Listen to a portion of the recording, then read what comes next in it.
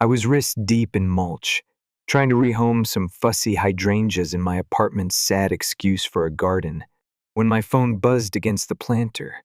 I ignored it once, twice. The third buzz hit a guilt nerve. I peeled off a glove with my teeth and answered, mostly expecting spam or my boss asking for overtime I wasn't going to give. Instead, I got, Mr. Whitmore, this is Margaret Lane. I'm your Uncle Elias's attorney. I'm afraid I have difficult news. And just like that, my garden didn't matter anymore. I stood up too fast. The world blurred. Uncle Elias? I asked, already knowing what she meant. She confirmed it. Peaceful, in his sleep. Left instructions to call me first before anyone else in the family. The kind of detail that clings to your brain like cobwebs. That man, Elias Montgomery, wasn't just my favorite person. He was the reason I knew anything about patience, logic, or how to fold a pocket square like a pro. A walking contradiction of brutal honesty and gentle mischief. Then Margaret said it. He left you a personal letter, with a condition, one that must be fulfilled before the funeral. I couldn't even find my voice at first. A condition? Why did that sound like Elias? She asked if I could come to her office that day. Give me an hour, I said, glancing down at the dirt on my palms. Elias would have hated it. He used to say the only time dirt belonged near a man's nails was if he'd just built something, never when something had just been taken away. Margaret Lane's office looked exactly like the kind of place where truth gets locked in drawers. Polished mahogany, gold-trimmed book spines, and the kind of rug you'd hesitate to bleed on. She greeted me with the practiced sympathy of someone who's delivered too many versions of sorry for your lost account. We sat. She slid 2 envelopes across the desk like playing cards. One was thick, official, the kind of document that smells like legacy and tax problems. The other was smaller, cream paper, my name written in Uncle Elias's unmistakable handwriting. Sharp, elegant, uncompromising. He wanted you to read this one privately, Margaret said, voice softer now. Then we'll discuss the rest. I opened it with fingers that didn't feel like mine. The paper still smelled like his aftershave, something woody and old-fashioned. I could almost hear him chuckling. Inside was just one sheet, but it hit like a punch. My dearest Ethan, if you're reading this, then my time's finally run out. But don't mourn me. I lived the life I chose, and I left this world on my own terms. Now I need you to do something bold. You always were the only one in this family brave enough to confront the truth. At my funeral, you'll need to read another letter. It's hidden in the jewelry box I showed you as a boy. Yes, the one with the rosewood carvings. You'll find a compartment. You remember the trick. Some may call this revenge. I call it overdue justice. I've left everything to you, Montgomery Technologies, my personal estate, all of it. But only if you fulfill one condition. Read that letter aloud. In front of everyone. No exceptions. You are always the honest one. That's why it has to be you. With all my love, Elias P.S. If they try to bury me in beige, stop the funeral. You know I hated beige. I stared at the letter like it might bite me. Margaret watched me gently. He meant it. The inheritance is conditional. I nodded slowly. When's the funeral? 3 days. Garden Crest Chapel. Reception afterward at the Montgomery estate. I stood, letter shaking in my hand. Then I need to find that box. It took 40 minutes to get to Elias's estate, a sprawling, vine-draped property with more personality than half the people who'd be attending the funeral. The gates recognized my car before I could stop. He'd given me the code years ago and never changed it. Mr. Alden, the estate's long-serving house manager, opened the door. The man looked like grief had sanded the edges off his usual posture. Mr. Ethan, it's good you came. He wanted you to have full access to his quarters. Thank you, Alden. I won't be long. The second floor was just as I remembered. Overgrown elegance. Paintings with stories, furniture with opinions, and roses everywhere. Elias had a thing for roses, said they were honest flowers. Beautiful, thorny, and unapologetic. The jewelry box was still on his dresser, Brazilian rosewood, carved with obsessive detail. I ran my fingers along the pattern, found the tiny bloom that held the secret. Third petal from the left. Click. The compartment opened with a soft sigh, like the box itself had been waiting to confess. Inside, a sealed envelope, thick, wax stamped, my name on the front, to be read at my funeral, and inside, the weight of a story that could unmake a legacy. I didn't open it, not yet. If Elias wanted the truth read in front of the family, I'd honor that, even if it shattered us. The day of the funeral arrived clear and painfully bright, like the weather was daring us to cry. I wore a dark navy suit, Elias's favorite color, and clipped one of his prize roses to my lapel. The envelope he'd left me felt like a lead weight in my pocket, heavier than anything I'd carried in years. Garden Crest Chapel was already full when I arrived. Montgomery funerals were always events, equal parts grief and silent networking. The pews were packed with family, business executives, lawyers, and a smattering of city officials. Legacy tends to draw a crowd. As I stepped through the door, I felt it immediately, all eyes on me. Not because I was grieving, but because they all knew something was up. Margaret had kept the details of the will locked down, and I hadn't said a word. Let them wonder. Elias would have appreciated the suspense. My mother Charlotte intercepted me near the front. Her expression was a perfect blend of polished concern and thinly veiled irritation. "Ethan," she said softly, "Margaret's been tight-lipped about your involvement. What is this about?" I met her eyes, cool, calculating, so familiar, and said, "You'll find out soon enough, Mom." "That's what Elias wanted." She frowned.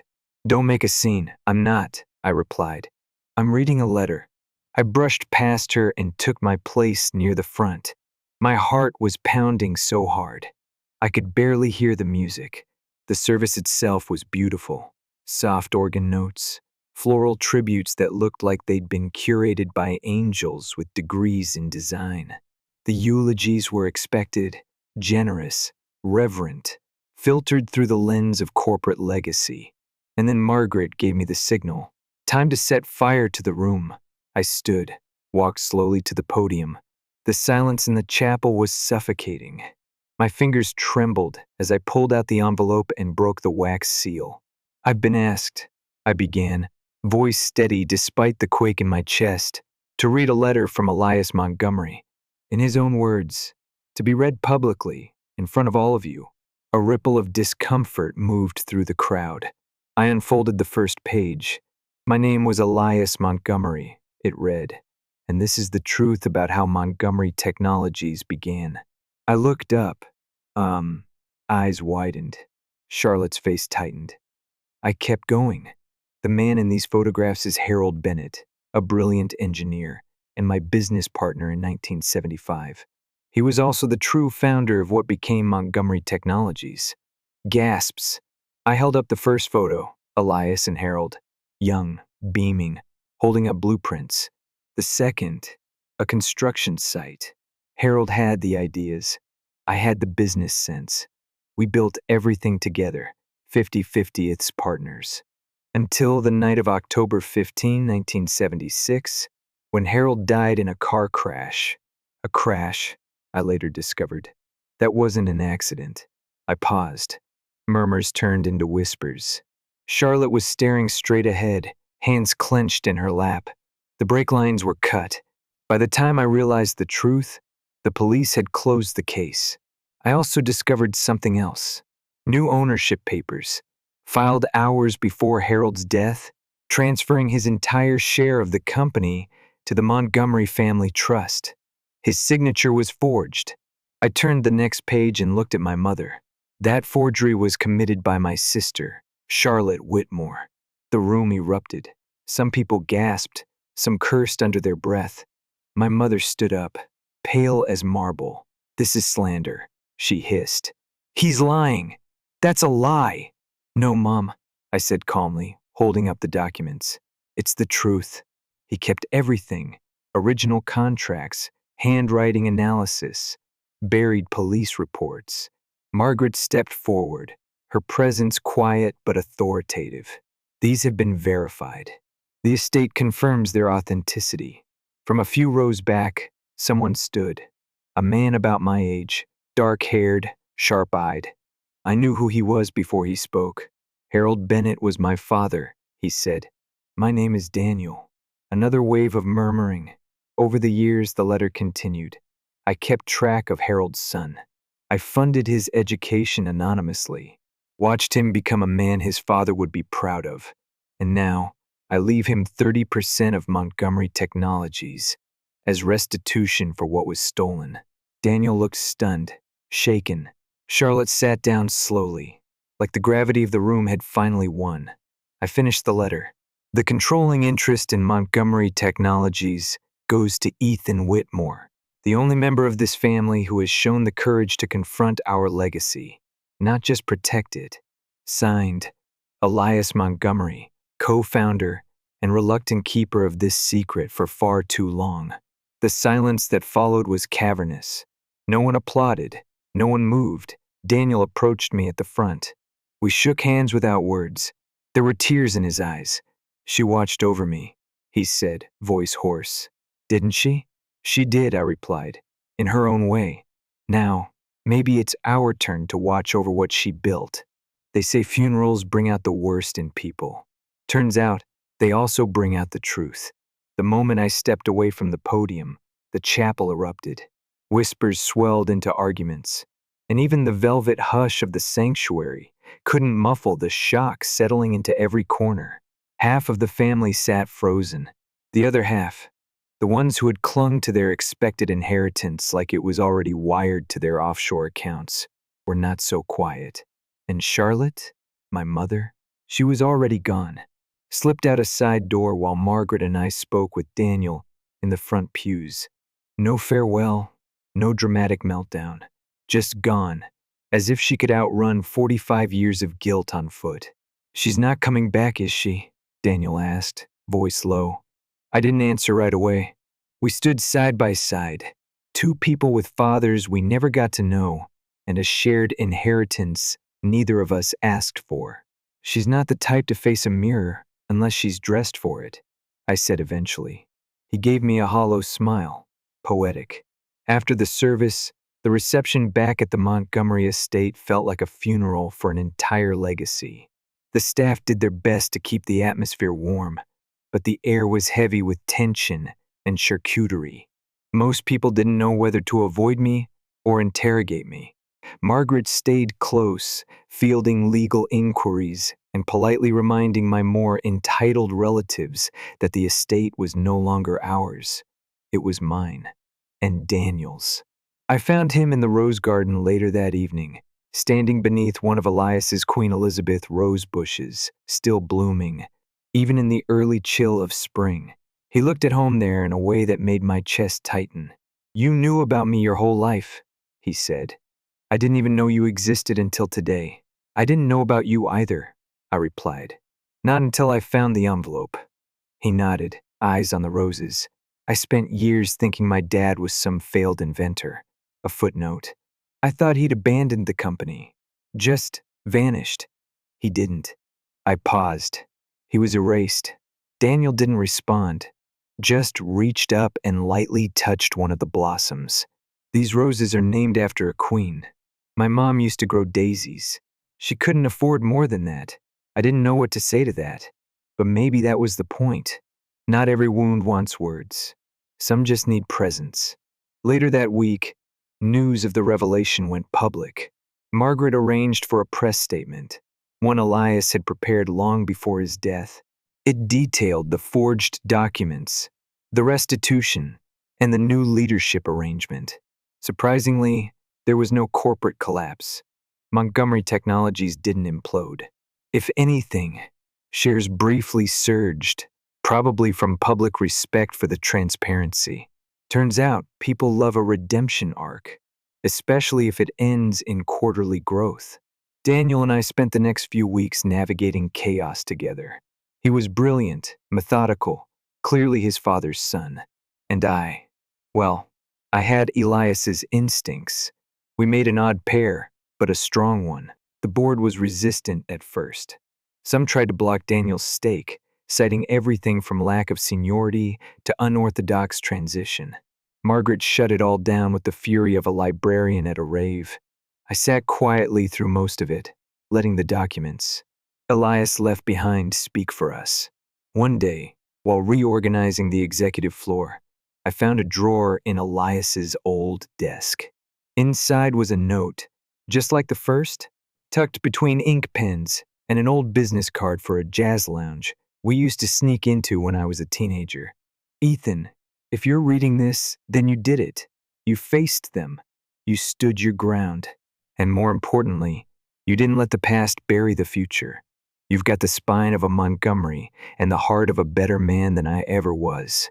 Build something better, something Harold would have smiled at. And if you need help, look to the roses. They've always known how to grow back stronger. I closed the drawer slowly. The silence in the office hummed with memory. I didn't cry. I didn't need to. A week later, Daniel and I held our first co-led strategy session. It was weird seeing our names on the same letterhead. Even weirder when board members actually listened. Elias's absence was everywhere, and nowhere at once, like sunlight through old glass, warm but distant. That afternoon, as we walked the garden paths again, Daniel turned to me. "Do you think he waited too long?" he asked. "To tell the truth?" Yeah, I thought about that a lot. About the weight of secrets. About what it costs a person to carry justice like a time-delayed bomb. "I think he did the best he could," I said finally. "He didn't just drop the truth and run. He built something first, something strong enough to survive it." Daniel nodded. "And your mother?" "She'll show up eventually," I said. "They always do. Guilt has a long leash, but it comes back." That night, I received a letter. No return address. Inside, a simple note. "I'm sorry. Not for what I did.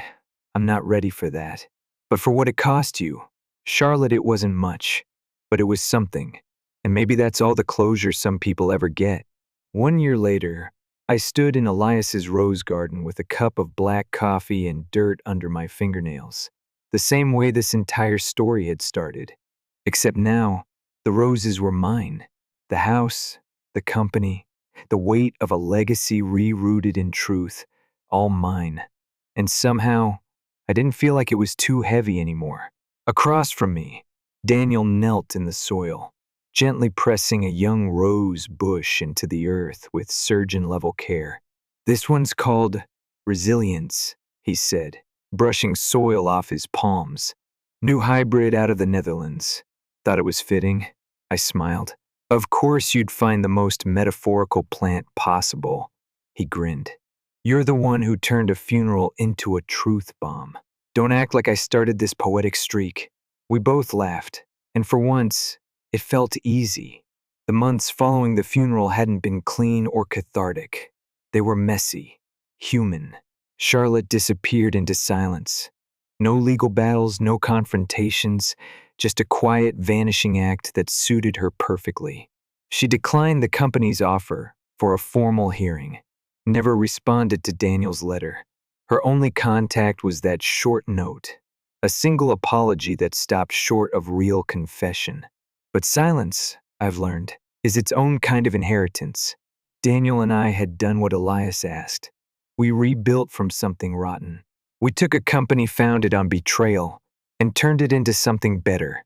Montgomery Technologies was no longer just a symbol of old money. It was now becoming a hub for sustainable infrastructure, circular engineering, and open-source green tech, which, if you ask me, is the best kind of revenge. Legacy, after all, is just a story we tell the future, and we decided to rewrite ours. "Do you think he'd be proud?" Daniel asked, eyes scanning the garden. I didn't answer right away. I let the question settle between us like mist. "I think he was already proud," I said. "He just didn't know how to say it out loud." Daniel nodded, and for a while, we just watched the breeze ripple through the rose bushes. Elias's prized queen, Elizabeth roses, bloomed higher than ever this year. I hadn't touched them. I didn't need to. Some things just know how to survive. Later that evening, I found myself in Elias's old study, now my study.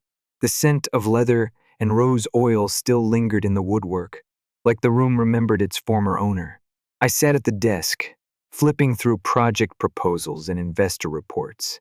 We had a presentation with a Green Building Coalition next week. Daniel was flying out to Geneva for a TED Talk. Somehow, the lives we'd stepped into had become our own. Tucked inside the desk calendar, the one Elias never used digitally, always scribbled into with fountain pens, was another note, dated the day before his death. Ethan, if you're seeing this, then everything's happened the way I hoped, which is a miracle, considering how rarely anything in this family does. I didn't leave you this company because I thought you'd love the money. I left it to you because you're the only one who knows the difference between power and responsibility, between silence and truth. Montgomery Technologies was built on soil turned sour by greed. But roses, Ethan, they don't care where they bloom. They just do. So bloom, boy, bloom. With love and a hell of a lot of hope. Elias, I placed the note in my drawer, next to the first letter he'd sent me, the one that started it all. Then I looked out the window. The sun was setting over the garden, casting golden light across the rows of roses, the ones he'd planted, the ones I'd inherited, the ones Daniel and I were now adding. Maybe that's how truth works. It doesn't rewrite the past. It just plants something better over it. I used to think inheritance was about money, buildings, power. Now I know it's about choices. It's about what we carry forward, not just in our names, but in our hands, in the soil we turn, in the truths we protect. Sometimes the heaviest things we inherit aren't fortunes. They're truths too long buried. And sometimes the bravest thing we can do is bring them into the light and choose to plant something better. Because justice, real justice, doesn't come from vengeance. It grows from courage. Story 2.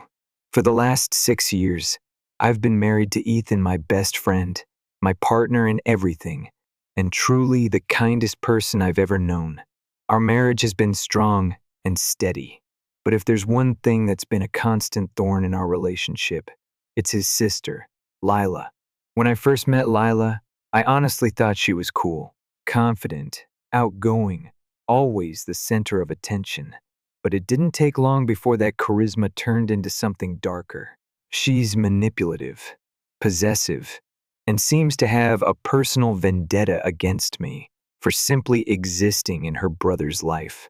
Ethan used to date one of Lila's close friends back in high school. He was 17, and it wasn't exactly a love story for the ages. He told me Lila had pushed him into that relationship. Years later, she tried to set him up with another friend of hers when he was single and 23. He declined kindly, but Lila ran crying to their parents, claiming Ethan was disrespecting her friendship circle. Luckily, Ethan's parents, Martha and Greg, saw right through it. They didn't cater to her theatrics. When Ethan and I met, they welcomed me with open arms. Lila, however, treated me like an invader. It started off subtly. She'd casually bring up his exes while I was around, mentioning how they're doing so well now, and maybe Ethan should check in on them.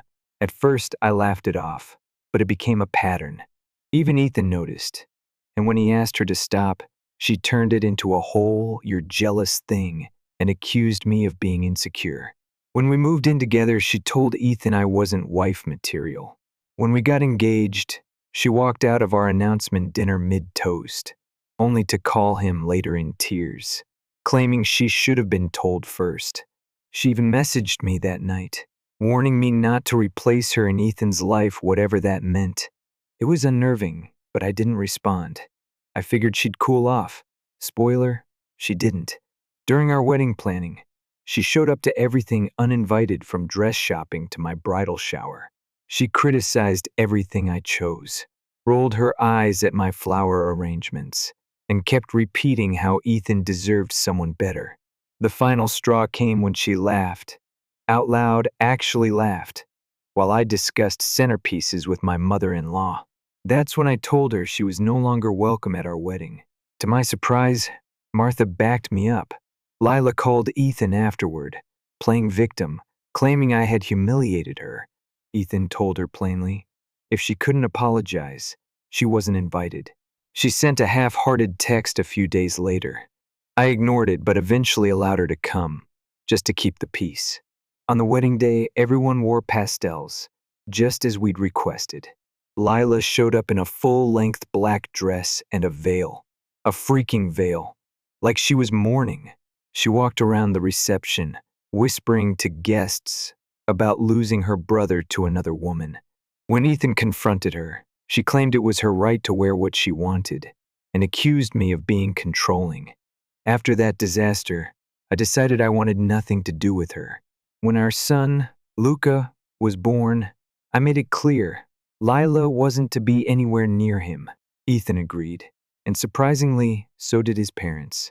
But about 2 years later, Lila had a miscarriage while dating a guy named Mason. It was a tragic situation, and even with everything that had happened, I felt compassion. We let her back into our lives slowly, cautiously for Luca's sake. And she was different. At first, sweet even. She played with Luca, brought little gifts, acted like she was trying to change. But people don't flip overnight. She gradually slid back into old habits, complaining nonstop, blaming everyone else for her problems, playing the victim card. Still, we kept the peace. Earlier this year, Lila got engaged to Mason. She invited everyone to the wedding except Ethan and me. Ethan was shocked. When he asked why, she flat out said I wasn't welcome because I'd cause a scene. And get this, she admitted she wore black to our wedding on purpose. She said she was afraid I'd retaliate at hers. Ethan was furious. He spoke to his parents about it, and they decided to pull their financial support from her wedding. That set off another meltdown. Lila accused me of ruining her life again. Even Mason called her out, telling her she had to own up to what she did. Eventually, she apologized again. I accepted, if only for the sake of closure. We went to her wedding. It was peaceful, no drama. That should have been the end of it. It wasn't. A few months later, Lila showed up at our doorstep, said her marriage was falling apart, and she needed a place to stay. Ethan and I let her crash in our guest room. Huge mistake. She'd spend hours venting about Mason, how he wasn't supportive, how they were struggling to conceive, how it was all his fault. When she wasn't spiraling about her own problems, she turned her attention to mine. She began commenting on my gym routine, questioning why I showered there.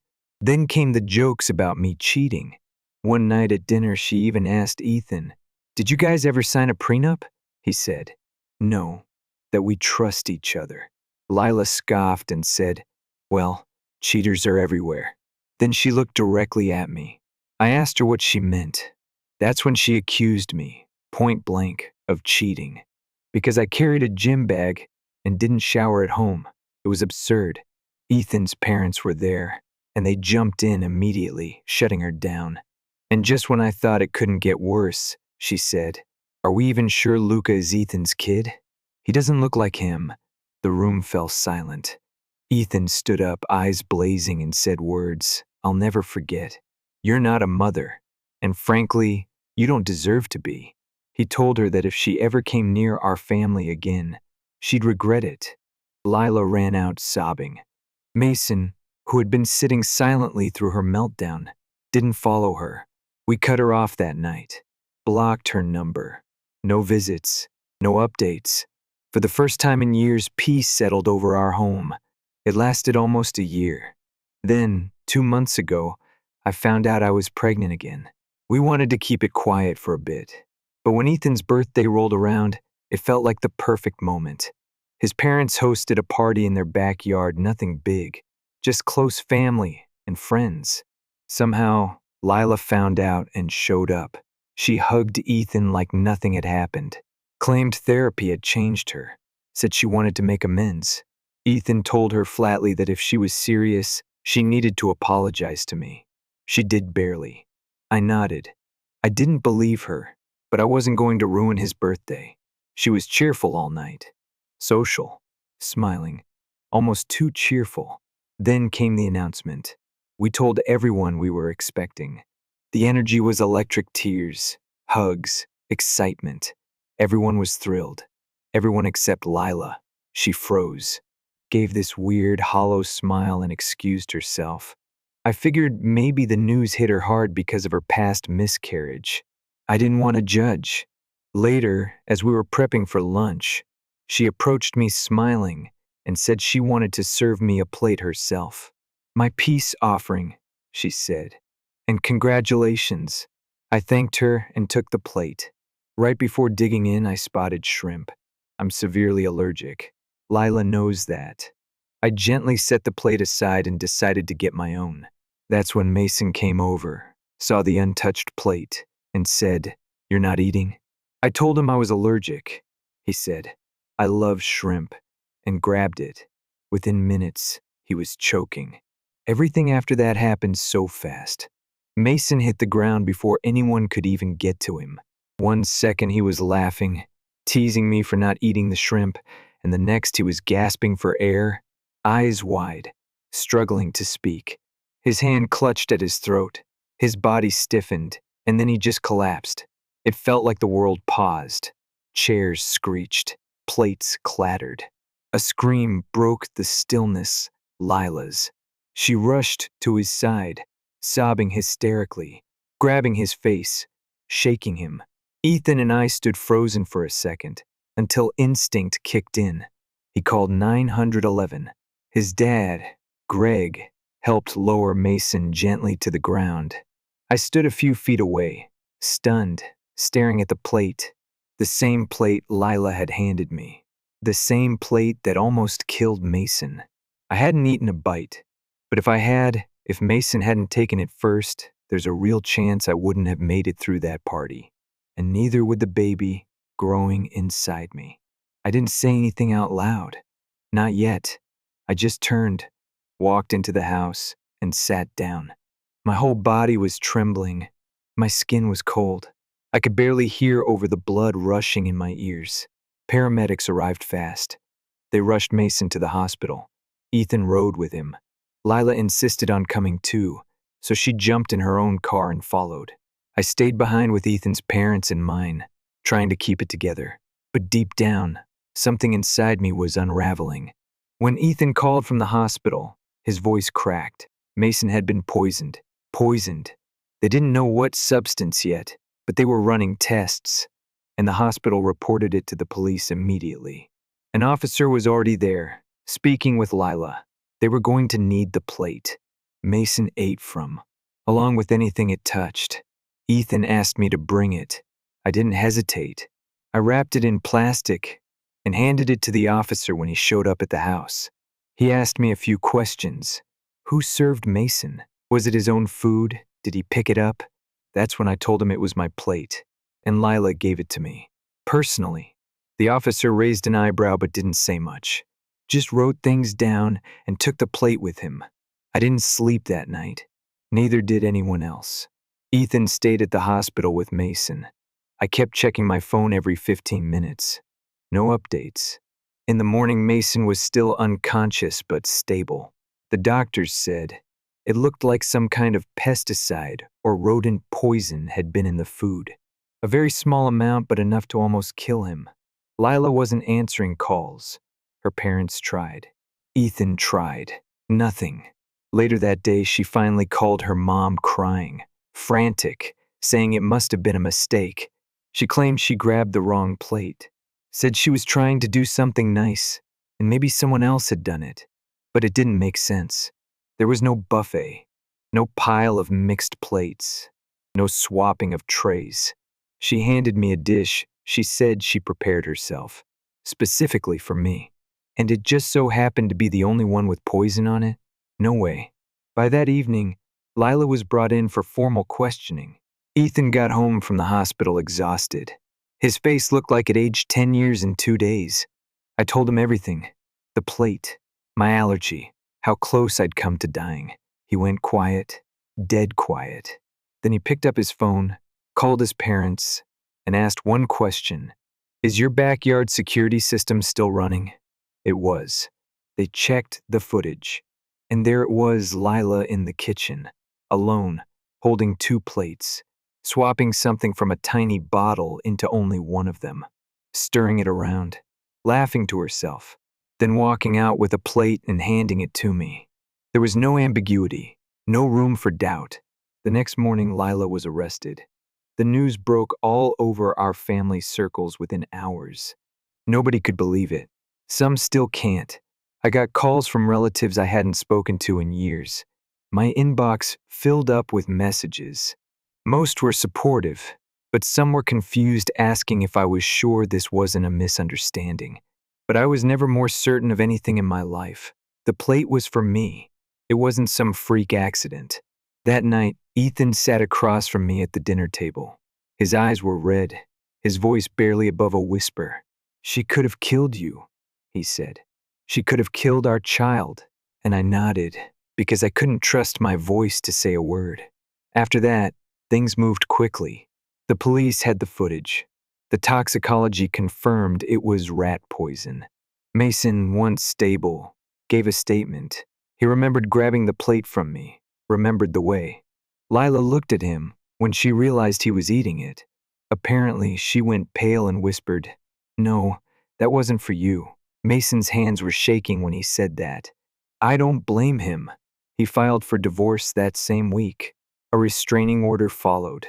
Then the charges: attempted poisoning, reckless endangerment, attempted manslaughter. Lila pleaded guilty. No fancy lawyers, no long trial. She admitted she did it because she was overwhelmed, confused, and jealous. Said she never meant to actually kill anyone.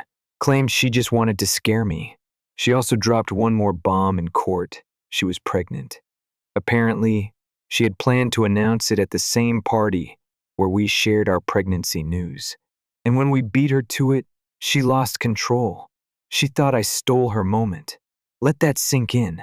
She nearly murdered me because I announced my pregnancy first. The court didn't care. The judge didn't flinch. She was sentenced to prison. Ethan's parents were devastated.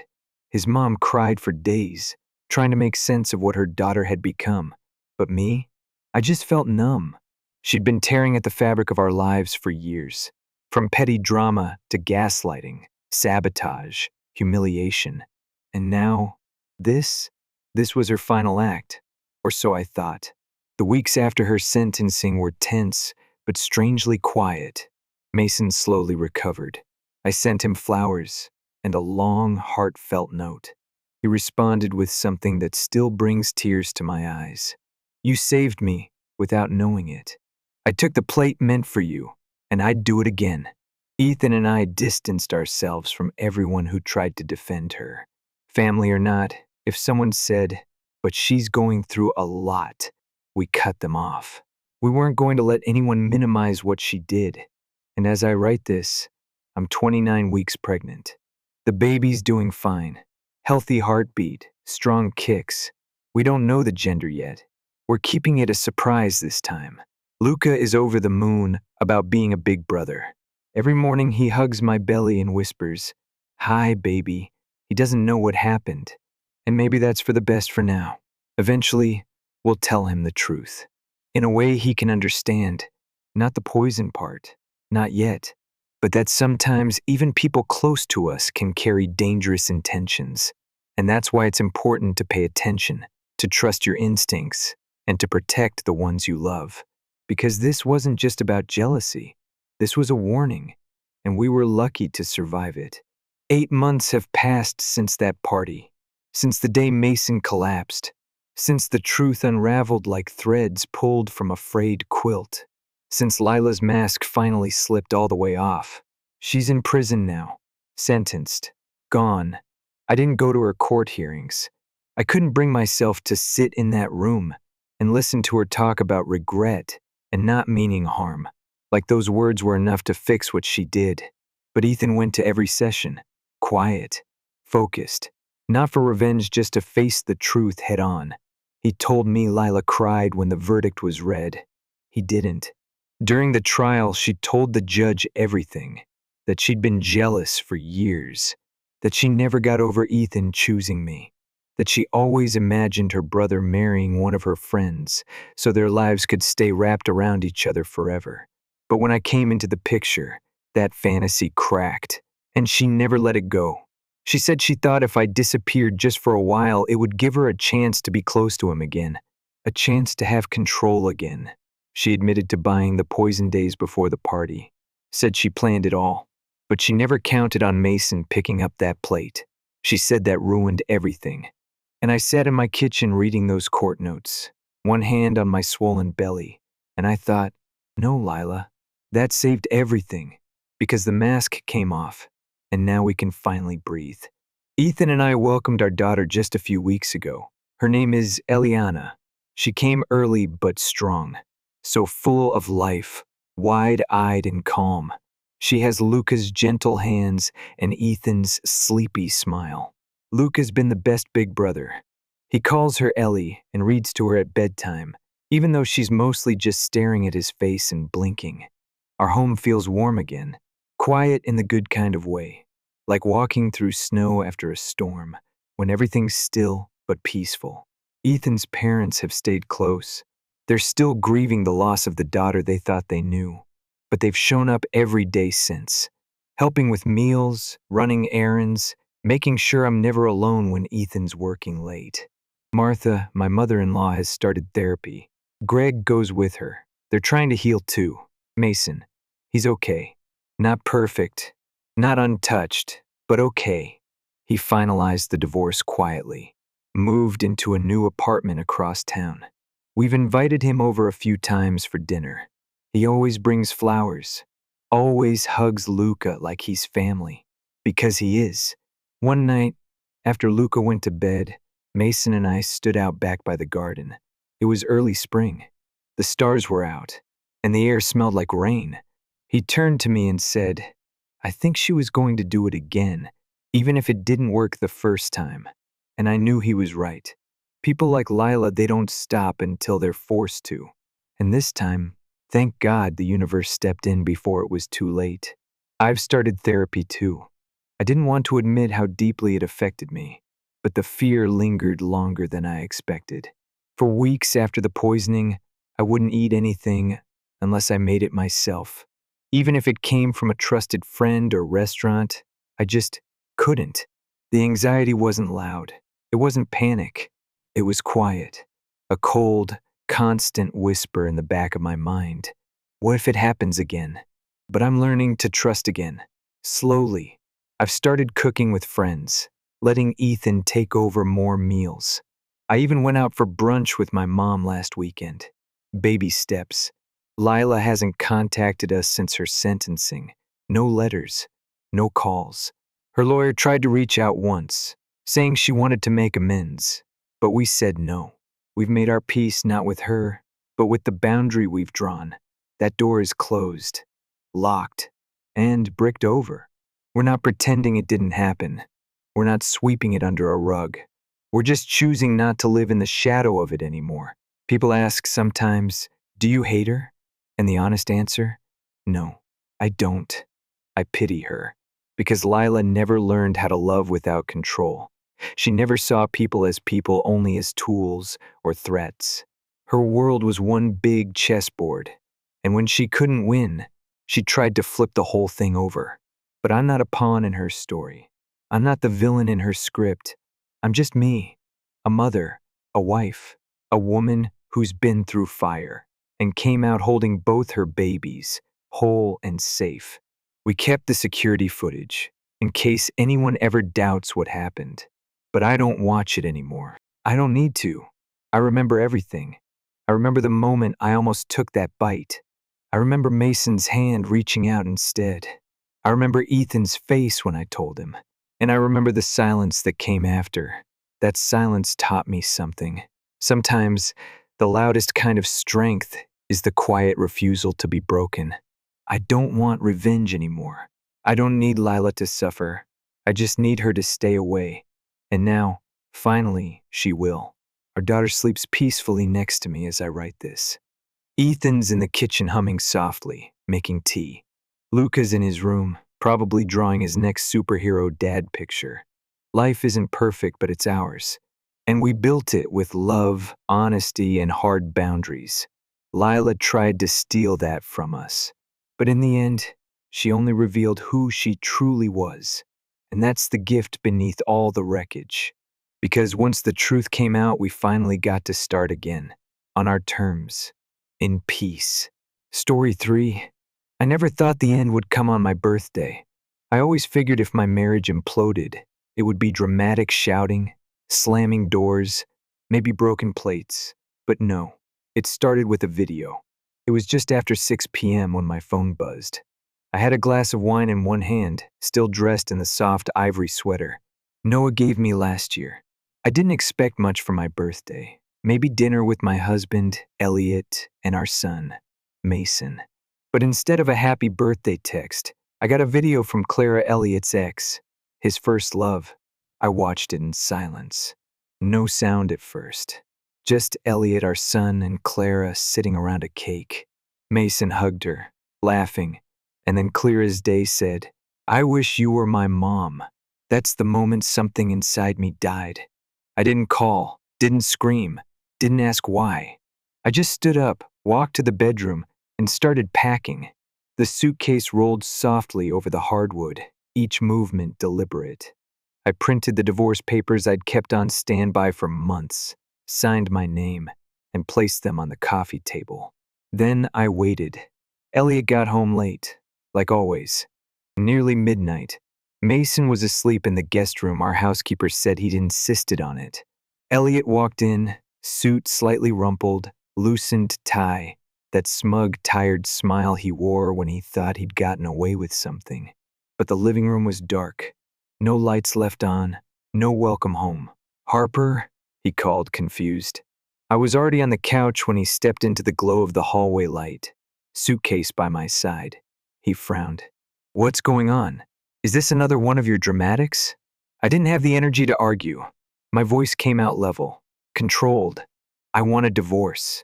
He blinked, like he didn't understand English. "Because I forgot your birthday?" "It's not about the birthday," I said, nudging the papers toward him. "Just sign." He flipped through the pages, scoffing. "You're leaving with nothing. Where do you think you're going without me?" That made me laugh, quiet, bitter. He really believed I had nowhere else to go, that I was trapped. "Just sign. Don't waste my time." His jaw tensed. "Fine, but Mason stays with me. That's not negotiable." Before I could reply, Mason stood at the hallway entrance, tears cutting paths down his cheeks.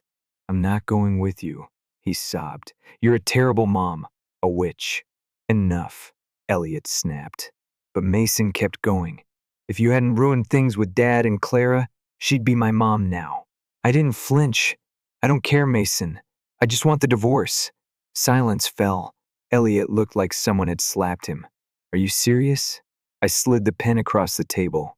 "Tomorrow, City Hall, 9 a.m. Don't be late." As I reached for my suitcase, Elliot grabbed my wrist. "You're really in a hurry. Already got someone waiting for you?" I yanked my arm away. "I've never hated you more than I do right now." I walked out. The click of the front door behind me sounded like freedom. At the airport, just before boarding, my phone buzzed again. I answered without checking. "Mom?" It was Mason. His voice was panicked. "Where's my red hoodie? The one with the stripes?" "Ask Clara," I said, already handing my boarding pass to the gate agent. He paused. Then Elliot's voice. "Why are you arguing with a child?" "If a child doesn't understand," I replied, "then the adult should." I hung up before he could respond. As the plane lifted off, I looked out the window. The city disappeared below. I didn't cry. I didn't second guess. It was over. 4 years later, I stepped into a hospital in Fairdale not as a visitor, but as a guest instructor for a medical training course. I'd built a new life from scratch, far away from Elliot and the shadows of our past. Dr. Adrian Miles, the hospital director, greeted me with the kind of polite professionalism that made the past feel distant. "We'd love to have you on staff full-time," he said. "Your reputation speaks for itself." Before I could respond, my phone buzzed again. I'll need a moment, I said, stepping out. The elevator ride was slow, almost cinematic. When the doors slid open, my past was waiting for me. Elliot. He was standing with Clara, together, like the picture-perfect couple. My stomach turned, but I kept my expression flat. "Excuse me," I said, brushing past him. He grabbed my wrist again. "Where the hell have you been, Harper?" I yanked free. "I gave up my son. What right do you have to demand answers from me?" Before he could reply, a sleek black car honked outside. A man leaned out and called my name. I turned to go, but Elliot's voice cut through. "Who is he?" I didn't look back. "None of your business." I rode the elevator up, grabbed my training schedule, and was about to leave when the soft click of polished shoes behind me gave him away. Mason, taller now, his face sharper, older, but the eyes, Elliot's eyes, hadn't changed. He stood near the coffee machine, frozen. We both were. "You work here?" he asked finally, his tone sharp. "I do," he scoffed. "Visiting someone? Are you?" He rolled his eyes. "My mother." Before I could say more, I heard the tap-tap of heels. Clara rounded the corner, smiling like she'd just won a pageant.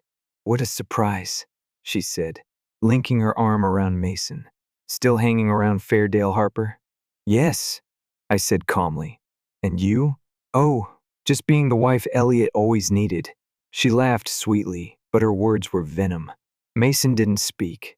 His shoulders eased slightly under her touch. He looked at me, hesitated, then looked away. "Something wrong?" I asked him softly. He didn't answer. "You know," Clara said, licking her lips, "some women confuse motherhood with manipulation. And some confuse manipulation with motherhood," I replied. She flinched. "Just a little. Mason, let's go. Your father's waiting."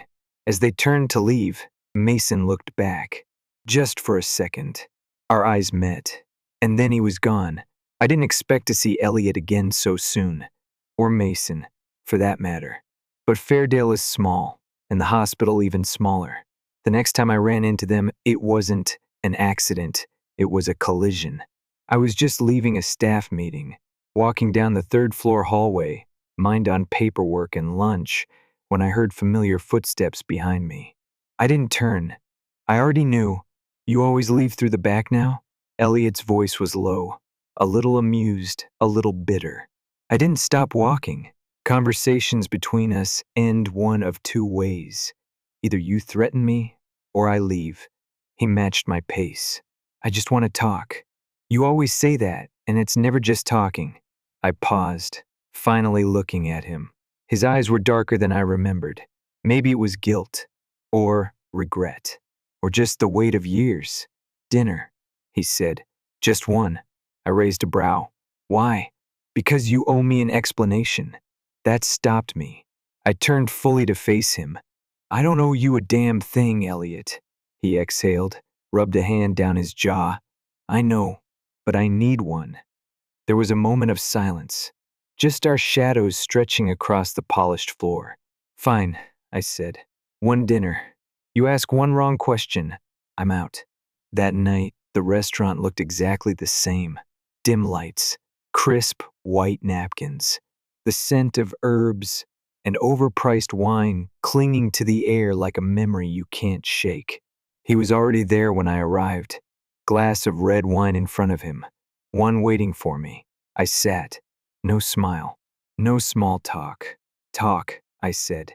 He stared at me like he was searching for something. "The wedding with Clara, it's on hold. Postponed or canceled. We're deciding." I let out a laugh. Not a kind one. "Let me guess, she's finally showing her real self." He didn't deny it. "I'm not here to talk about her." "Of course not. You only ever want to talk about you." He leaned forward, elbows on the table. "Do you still care? Does it matter?" He shrugged. "I think it does." I didn't answer. I didn't want to give him anything that looked like hope. "The day you left," he said. "I didn't think you would. I didn't think you could. You made it very easy," I replied. He nodded slowly. "I saw the video later. I didn't know Clara had sent it. She told me after you were gone." My stomach twisted, but I didn't react. Still doesn't change what I saw. or what I felt. He looked down at his glass. Mason. He doesn't talk about you. Not really. But sometimes I hear him say your name in his sleep. Once he even cried out for you. I closed my eyes for a second. That hurt more than I wanted it to. Don't say that, I whispered. Don't use that now. I'm not using anything. I'm just telling you what's true. The waiter came, dropped off our food, and left again. Neither of us touched our plates. I hated you, Elliot said after a pause. For a long time. I thought you were cruel for leaving, for not fighting. But I think what I hated more was that you never looked back. I lifted my glass but didn't drink. You don't get to complain about abandonment. Not when you stood by and let our son hug the woman who helped break our marriage. She didn't break it. You and I, we were already cracked. She just stepped into the space. That's a hell of a way to justify cheating. I didn't cheat. Emotionally, you were gone months before I packed that suitcase. He didn't respond. Then out of nowhere, Jonathan walked past our table. I hadn't even seen him come in. Harper, he said, surprised. Didn't expect to see you here. Jonathan, I started, but he lifted a hand. No worries, he said, glancing at Elliot. Funny, I thought you were in Paris with your fiancé. Elliot gave a strained smile. Plans change. Jonathan nodded, his tone unreadable. Some people don't. Then he left. Elliot didn't say a word for a long while after that. This doesn't mean anything, he finally muttered, staring at his plate. This dinner. I know, I said, but my voice wasn't as firm as I wanted. You and Jonathan, is that serious? I laughed, sharp. Are you seriously asking that? After everything? I'm just asking. You judge even when you're quiet, I said, pushing my chair back. But sure, let's keep playing pretend. Then he hit me with the question I never expected. Does he touch you? The fork in my hand slipped. Don't, I said, my voice cold. Don't you dare go there. He ran a hand over his face. I'm sorry. I shouldn't have asked. No, you should have. Because now, you know exactly how it feels when someone crosses a line they shouldn't. He looked up, eyes full of something too raw to name.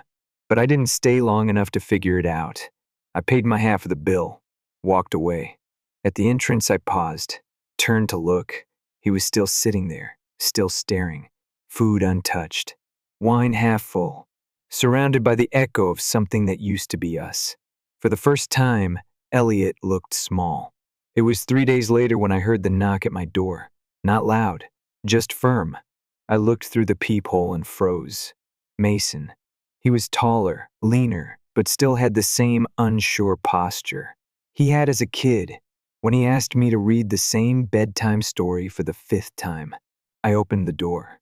He stepped in slowly, dropped his backpack on the floor. I didn't think you'd open, he said. I never thought you'd knock. He sat on the couch, rubbing his hands over his knees. Claire's mad. She said I was ungrateful because I asked her why you left. And I heard Dad say something different, that it was him who sent that video, the one from your birthday. I felt my chest tighten. He told you that. Mason nodded, said he wanted to show me who you really were, that you were unstable. And what do you believe? I don't know anymore, he said quietly. I just know I was 9. And you disappeared. I sat down across from him, heart pounding. I hated you, he said.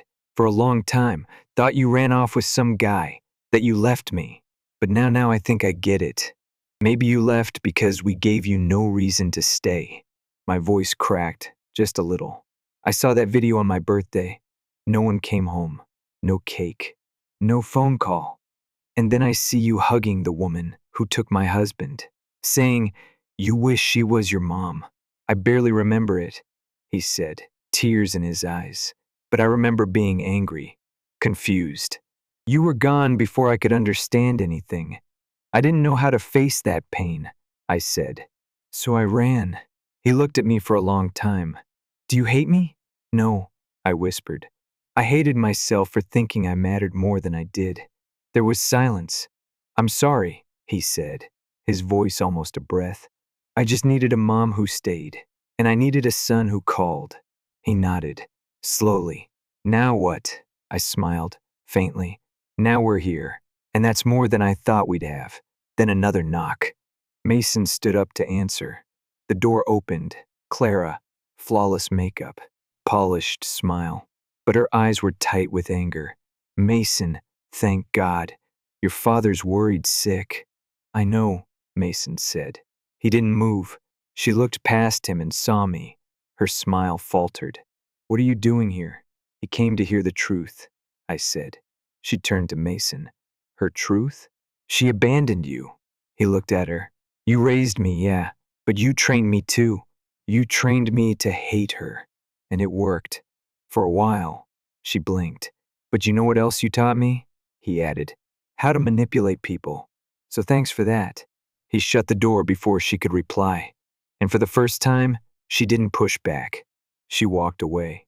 I turned to Mason, heart in my throat. Then another voice, quieter. I came to get my son, Elliot said from behind. Mason didn't move. He'll leave when he wants to, I said. Elliot looked at me, then at Mason. Did you tell him the truth? I told him enough. I ruined everything, he said. I know that now. I think you always did, I said. You just thought no one else would notice. I still love you. I still remember you, I said. But it's not the same. Elliot took a step back. Take care of him. Now he gets to choose who takes care of him, I replied. Elliot didn't say another word. He left. Mason walked into the kitchen, poured himself some tea. He looked so much older. And yet, for the first time, I saw the child I used to know. Can I stay a few days? He asked. Of course, I said, tears stinging my eyes. He smiled, really smiled, for the first time in years. We sat on the couch. I crossed my legs. He held the remote. No one said a word as the credits rolled on the screen. But we were there, together. The house was quiet that night. The kind of quiet that doesn't echo, it settles. Mason had fallen asleep on the couch, legs tangled in a throw blanket, TV remote still in his hand.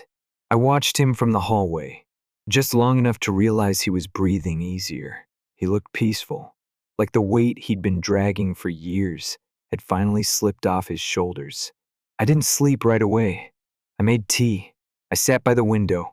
I listened to the wind tapping the glass, thinking about everything we'd been through just to get back to this moment, no longer mother and son in title only, but in presence. The next morning, I made breakfast like I used to. Eggs, toast, and coffee for me. Waffles with way too much syrup for him. He grinned when he saw the plate. You remembered. Some things don't get forgotten, I said, setting the mug down. Halfway through breakfast, he looked up. Do you think we can fix this? I didn't lie. Not all of it. But we don't need to go back. We just need to go forward. He nodded, chewing slowly. I like that. Later that day, I took him to the clinic I worked at. Just a walk-through. I didn't want to keep him hidden anymore, and I didn't want to hide either. The nurses welcomed him. One of them, Nora, handed him a muffin and winked. You must be Harper's quiet shadow. Mason laughed. Really laughed. I hadn't heard that sound in so long. He met Jonathan too. I introduced them casually. No need for tension or labels. Jonathan smiled, extended a hand. Mason shook it, polite but guarded. That was fine. They didn't need to be anything yet.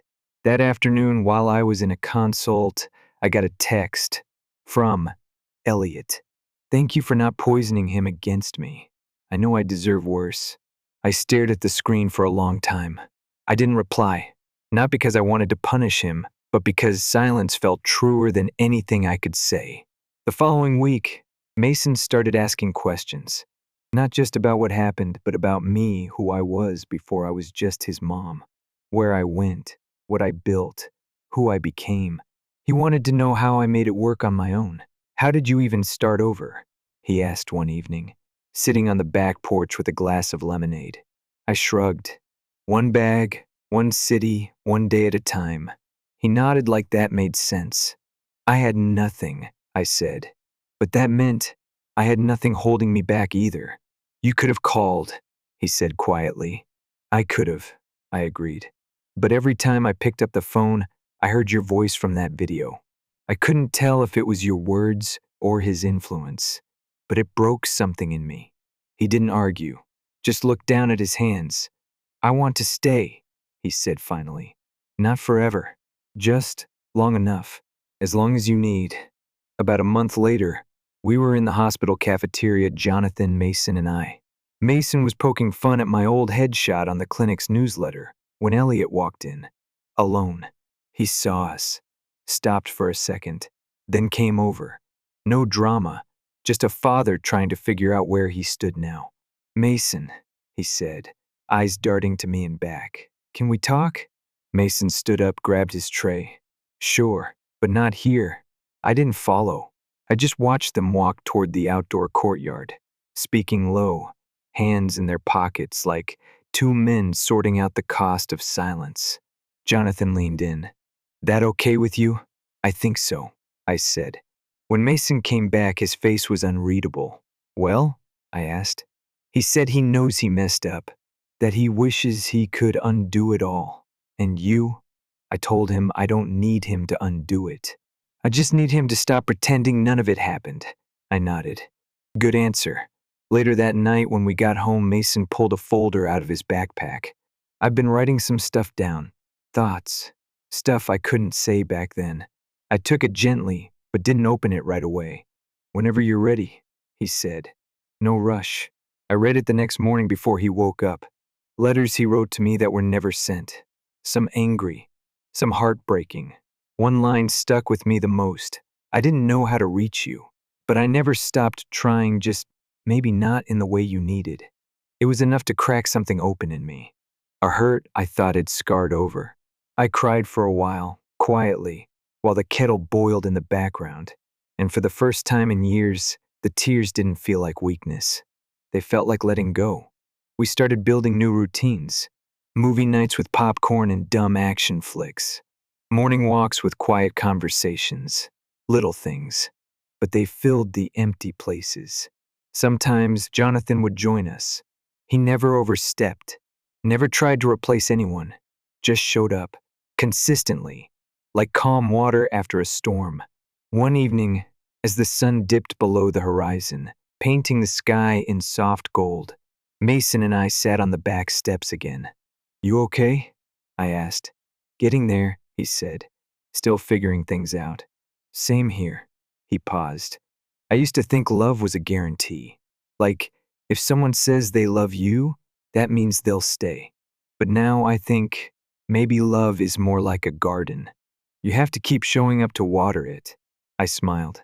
That's a beautiful way to put it. Do you think it'll ever feel normal again? He asked. Not like before, I said, but maybe better. Elliot didn't come around much after that. Occasionally, he and Mason would meet up, coffee, a game, a walk. It was civil, it was slow, but it was progress. As for Clara, she faded like a shadow stretched too thin. I never heard from her again. Neither did Mason. One day, while helping me sort through a box of old books, he held up a photo of him as a toddler. Me holding him, both of us laughing like nothing else in the world mattered. He studied it for a while. This is what I want to remember. Me too. We framed it and put it on the living room shelf. Not as a monument to the past, but as a seed for everything still growing. Weeks turned into months. Life found its rhythm. The pain didn't vanish, but it softened. Sometimes healing doesn't arrive like thunder, it comes like a whisper. A cup of tea, a shared joke, a door that opens again. Mason never said thank you for staying. He didn't need to. He stayed. That was enough. And for the first time in a long time, I wasn't waiting for anything to begin or end. I was just here living in the space we built back, piece by piece, together.